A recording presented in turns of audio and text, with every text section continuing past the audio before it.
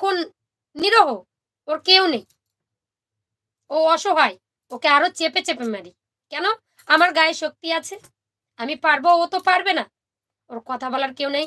একবার চিন্তা করে দেখবেন, যা যা কিছু করছেন ওই ফাঁকা খাতাটার মধ্যে ওই চিত্রগুপ্ত আছে না, যমরাজের ঘরে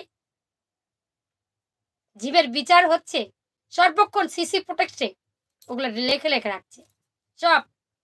যে কোনো সময় তোমার পাপের সাজা তোমাকে গ্রহণ করতেই হবে। জানেন, রাজা দশরথ রাজা দশরথ পুত্র শোকে মারা গিয়েছিল। কাকে? রামচন্দ্রের শোকে। মাত্র 14 বছর বনে থাকবে জন্য।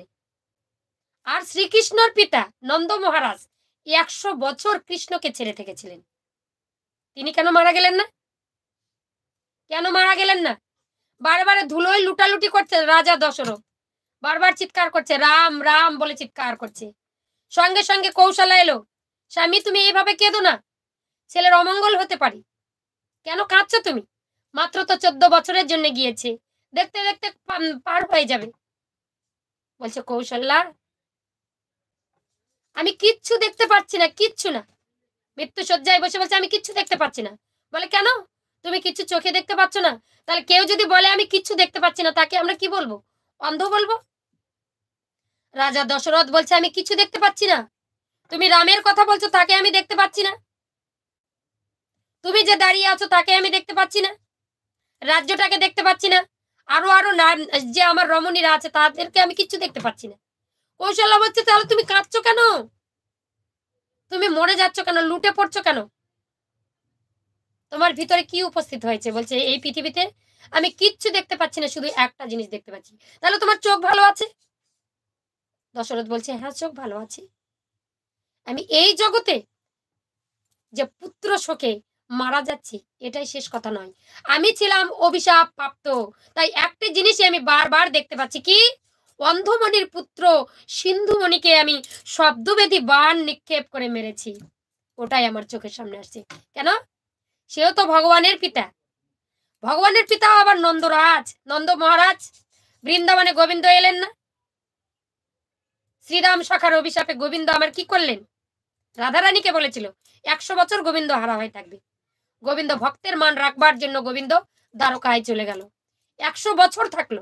বৃন্দাবনবাসীরা শোকে তপে অনাহত প্রায়, কিন্তু মরেনি। তাহলে মাত্র যে যুগে মানুষের আয়ু প্রচুর প্রচুর সময়, 14 বছরে বনবাস গেল, তাতে দশরথ মারা গেল কেন? কর্ম কাউকে ছাড়ে না, কর্ম কাউকে ছাড়ে না। সে তুমি ভগবান হও আর যেই হও, সবকিছু লেখা হয়ে যাচ্ছে চিত্রগুপ্তের খাতায়। মানে যখন মৃত্যু শয্যায় পড়ে থাকে না, কান্না করে। কেন কাঁদে জানেন? ভাই বন্ধু আত্মীয় স্বজনের জন্য কাঁদে না, সংসারের জন্য কাঁদে না, টাকা পয়সার জন্য কাঁদে না। আমরা ভাবি কি টাকা পয়সার শোকে কাঁদে না। মৃত্যুর আগে পর্যন্ত তার 2-3 ঘন্টা আগে থেকে শরীরের পালস গুলো এক এক করে ক্ষয়প্রাপ্ত হয়, অসাড় হয়ে যায়। শেষ পর্যন্ত তার সামনে আসে আমি এতদিন পর্যন্ত কি কি করেছি। মনের মধ্যে ওই সিসি প্রোটেস্টটা উদয় হয়ে যায়, সেটাকে দেখতে পাই আর হাউ হাউ করে কাঁদে, হে দয়াময়, তুমি তো জানতে, আমি না হয় দেখতে পারিনি, তুমি তো দেখতে পেয়েছো, তাহলে তুমি কেন আমাকে শুধরে দাওনি? ভগবান বলছে ওরে জীব, শুধরাবার বহু চেষ্টা করেছিলাম, কিন্তু চেষ্টাই করনি তুমি। তখন তো বলেছিল ভগবান পৃথিবীতে নেই, আমাকে দেখতে পারে না। যা পাপ দিয়েছে পুণ্য দিয়েছে সবকিছু ভগবান দিয়েছে, সব দিয়েছে। তখন কেঁদে কেঁদে বলছে হে দয়াময়, যখন হাত পা চলছে না, কথা বলতে পারছো না, মুখটা আড়ষ্ট হচ্ছে, চোখ দিয়ে দেখতে পাচ্ছে না, তখন বলছে দয়াময় তুমি আমাকে নিয়ে চলো। ভগবান বলছে যারা সাধুজনা গুণীজনা তারা পৃথিবীতে বাঁচতে চায় না, আমাদের মতো অধম জনা মৃত্যুকে ভয় পাই। তাই তো বলেছে কাউকে তুমি ভয় পাবে না, এসেছে মরতে তোমাকে হবেই। আজকে তুমি ভয় পাবে, 2 দিন পরে মরতে হবে। কেউ যদি তোমাকে মারে তাহলে তুমি নিশ্চয়ই জানবে তার হাতেই তোমার মৃত্যুটা লেখা আছে। কিসের ভয়? মরবো মরবো, লড়বো, লড়েই মরবো। একা এসেছি একাই যাব, নো তোয়াক্কা, কিন্তু সত্যের পথ ধরে, ধর্মের পথ ধরে এগোতে হবে। কেউ কেউ বলে আমি ধর্ম করব না, আমি কৃষ্ণ কথা বলবো না, কি হবে আমার?